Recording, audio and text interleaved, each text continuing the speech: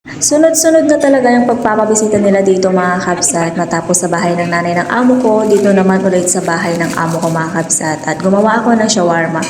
Sa paggawa or sa pagluto nga pala ng shawarma ay magkakaiba nga pala kami ng pamamaraan. So chicken shawarma nga pala ang gagawin ko ngayon. Naglagay lang ako dyan ng asin paminta, garlic powder at konting lemon. Una ko nga palang iluluto dyan yung manok.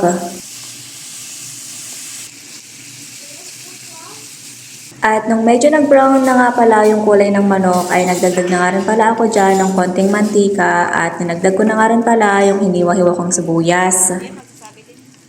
Kapag nakatoka ka talaga sa kusina na kung mapapagod at mapapagod ka talaga, lalong-lalo na kapag homemade talaga yung mga pagkain. So maglalagay na nga pala ako dito ng isang yogurt mga kabsat, plain yogurt nga pala ginamit ko, tahina, 2 spoon ng cream cheese at 2 spoon ng mayonnaise. Isa nga pala to sa pinakasimpleng pamamaraan sa pagluluto ng chicken shawarma.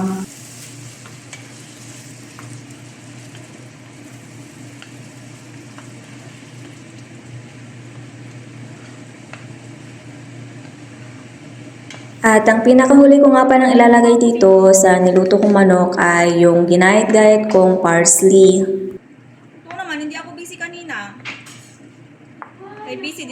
At mas maganda nga pala kapag gagawa ng shawarma ay bago yung kubos. Meron naman kami mga kubos dito pero nasa freezer kaya naman nagpabili talaga ako ng bago kasi nga naman mas magandang gamitin tong bago mas malambot.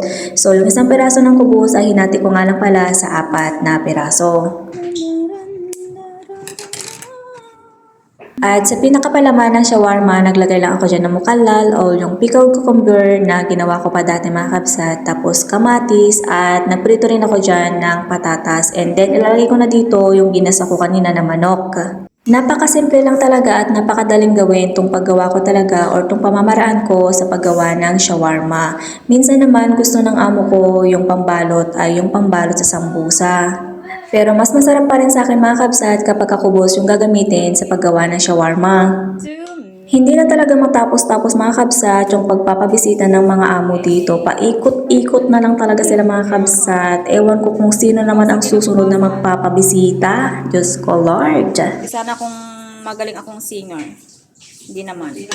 Buti na lang marunong talaga akong magbasa ng lyrics. Parang binigay yan, Kaya nga, kahit ako, kahit hindi ako imbitado. Hindi naman maganda yung boses ko, mapiyok nga eh. Maganda nga yung boses mo. Sabi nga ni Ruth, maganda yung boses mo. Sabi niya na, sana ganyan din yung boses ko, no? Sabi ni Ruth, O, yung nagkanta-kanta kami nila doon ba? dinala mo ba yung ano mo? Hmm? Dinala mo yung mic mo? Hindi, sa ano lang, yung nagkaraoke, sa ano lang ba? Sa TikTok? Walang mic. Diyan mo na mic ko. At pagkatapos nga pala akong gumawa ng shawarma mga kabsat, binalot ko nga pala ng papel para naman magmukhang sosyal at parang magmukhang binili sa labas. Charis! Dito kasi mga kabsat, kapag ka nagpabisita sila, kailangan talaga yung mga pagkain din ay presentable. Kailangan maganda tignan.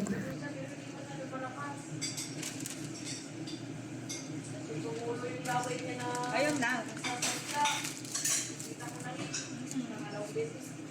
Hindi na talaga siya nagmukhang homemade mga kabsat. Nabukha na siyang binili talaga sa labas. So, yun lang for today's video mga kabsat. Thank you for watching. God bless. Bye!